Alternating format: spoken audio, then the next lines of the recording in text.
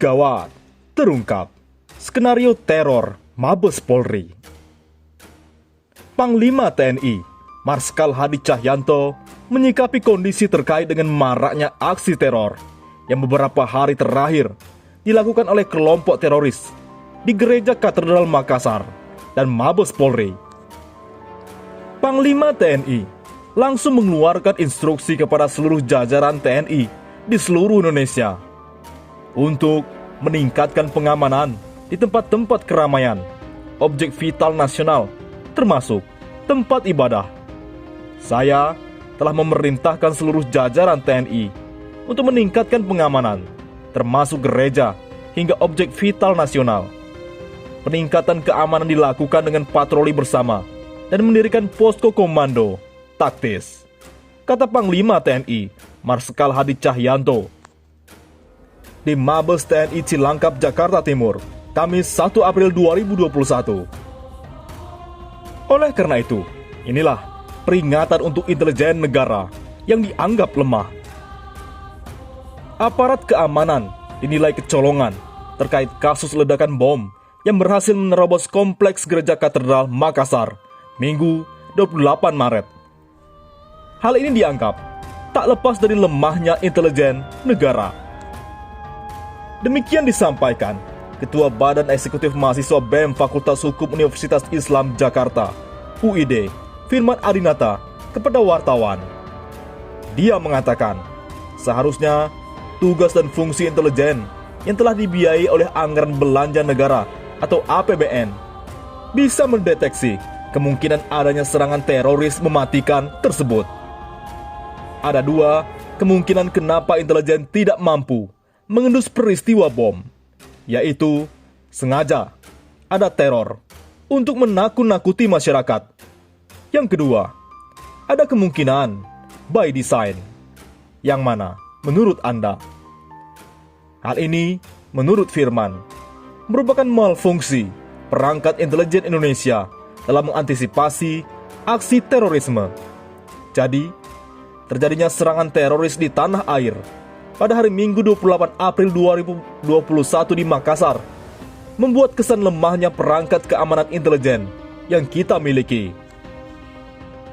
Tugas dan fungsi utama dari perangkat keamanan intelijen adalah pencegahan terjadinya aksi terorisme sebagaimana tercantum dalam Undang-Undang Nomor 15 Tahun 2003 tentang pemberantasan tindak pidana terorisme.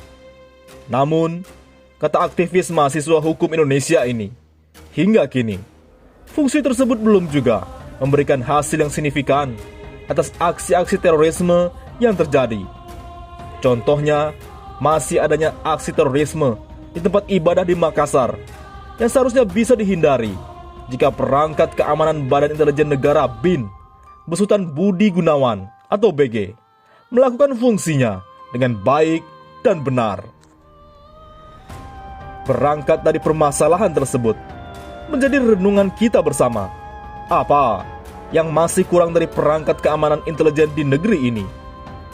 Jika kita analisa lebih mendalam, sebenarnya pemerintah dan pihak legislatif telah memfasilitasi perangkat keamanan intelijen, mulai dari memberikannya legitimasi terhadap perangkat keamanan intelijen berupa Undang-Undang Nomor 15 Tahun 2003 tentang pemberantasan tindak pidana terorisme, dan juga adanya anggaran negara yang khusus diberikan melalui APBN untuk melindungi pemberantasan aksi terorisme di Indonesia. Oleh karena itu, berikut pernyataan sikap BEM Fakultas Hukum se-DKI Jakarta. Pertama, mendesak Presiden Republik Indonesia, Bapak Joko Widodo, untuk melakukan evaluasi kinerja terhadap perangkat keamanan intelijen, mulai dari BIN, Polri, dan BNPT.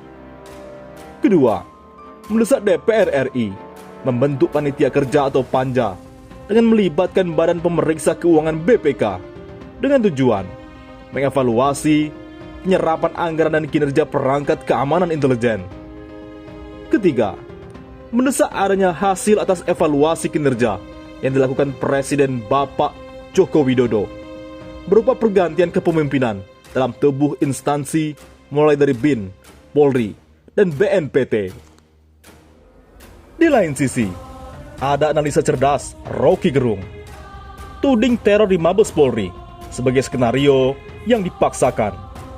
Selepas peristiwa bom bunuh diri di Gereja Katedral Makassar, masyarakat kembali digemparkan aksi teror di Mabes Polri.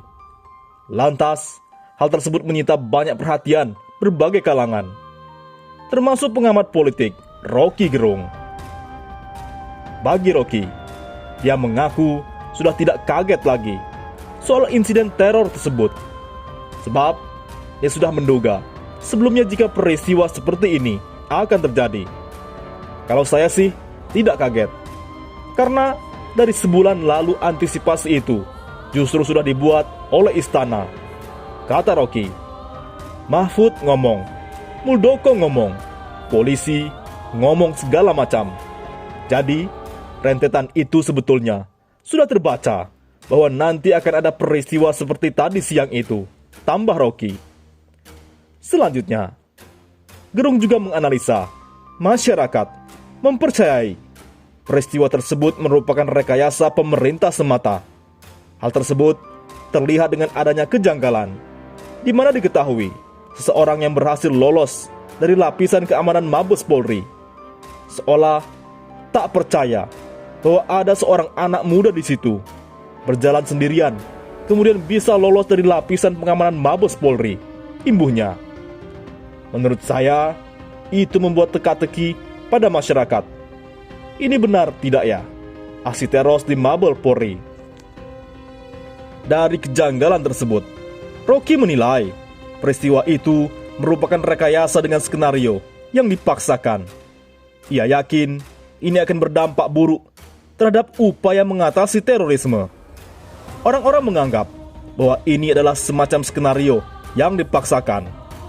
Di samping itu, jika kejadian tersebut benar-benar dilakukan oleh teroris tanpa campur tangan pemerintah, juga akan menimbulkan dampak yang fatal, baik itu dari masyarakat dalam negeri maupun dari luar negeri. Rocky juga menilai seharusnya aksi teror yang baru terjadi ini merupakan aksi individual, tetapi anehnya justru dikaitkan dengan insiden-insiden sebelumnya. Kemudian beredar juga kabar dalam aksi teror tersebut diduga terdapat obsesi pemerintah yang mengaitkan FPI dengan terorisme di Indonesia. Rocky juga menyayangkan beberapa media justru membuat keadaan semakin kacau dengan menyebutkan dan memberitakan dalam peristiwa tersebut terjadi tembak-menembak antara pelaku dan polisi. Dari video yang saya tonton, di situ tidak terjadi tembak-menembak.